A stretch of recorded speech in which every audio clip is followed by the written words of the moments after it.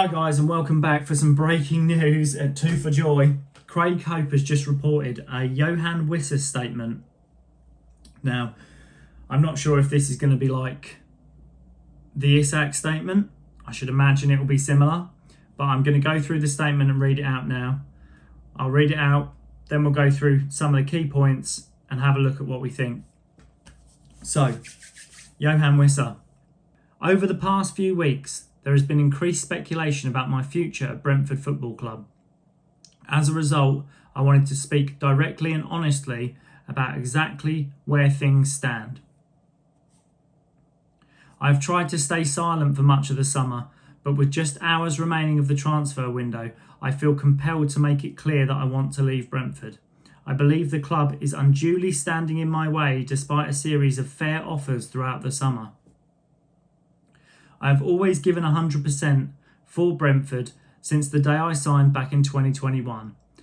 I'm proud of what we've built here together, and I have never taken the opportunity to play for the club for granted. Brentford fans will always have a special place in my heart.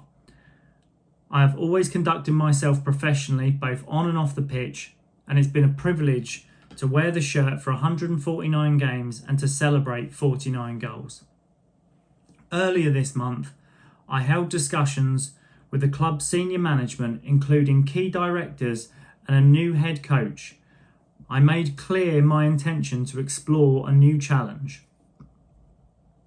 During these conversations, it was confirmed to me and my representatives that the club would not stand in my way if a reasonable offer was received. This was also put in writing. Based on the understanding, I sought to find a new club, keeping Brentford informed with full transparency at every step. I received a formal offer from another Premier League club and communicated that I wanted to join. I was under the impression from all my conversations with Brentford that there was a mutual agreement to part ways. Yet as the window comes to an end, the club has now significantly changed its position, going against what was communicated, and has left me in a difficult and frustrating position. The promise that I could leave this summer has not been fulfilled. It saddens me to write that, and I maintain total respect for the club and its fans. I want to make it clear that I've not acted unprofessionally, nor do I wish to leave Brentford on bad terms. I have been transparent with my position throughout.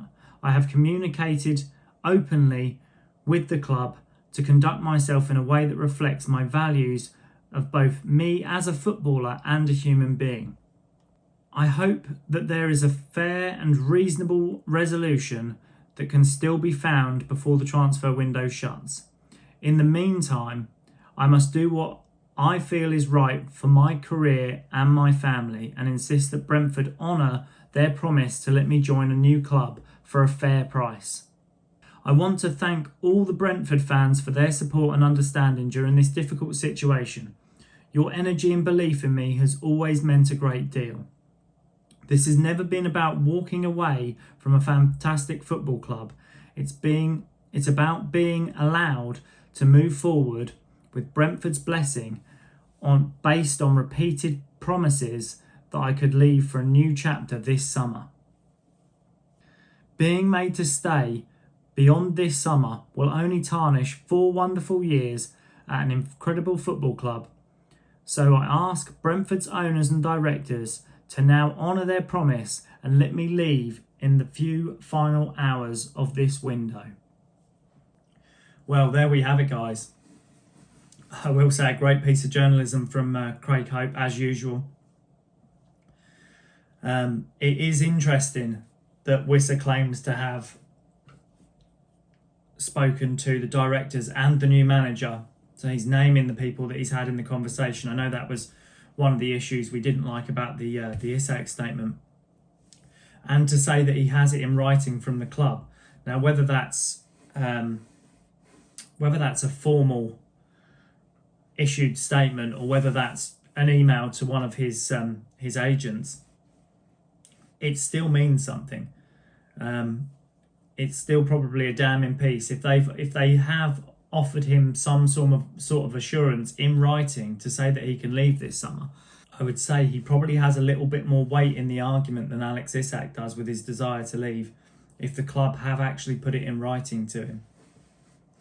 Now, personally, I don't like this whole idea that we can go on social media and just post our story and say, I was told this, I was told that, and I should be allowed to leave. And it is a difficult situation for all parties involved, as we know with Alex Isak. I'd fully expect to see a statement come back from Brentford on this, probably in the next few hours, I should expect, to give their accounts of what's been said here. I will say it's a very well written piece. He's clearly taken the time to think about whether or not to do this. I mean, obviously he'll have seen what happened with Alex Isak, and I don't think that's gone down well at all, and I don't think from the club side it's gone down well at all. This is probably a make or break for the last 48 hours as a push to try and get the move to Newcastle. Let me know what you think. Do you think this is that footballers should be doing this on social media? I will say, for the piece that he wrote about always conducting himself professionally on and off the pitch, now I'm sure that's 100% right for the last 3.5 years up until the last month.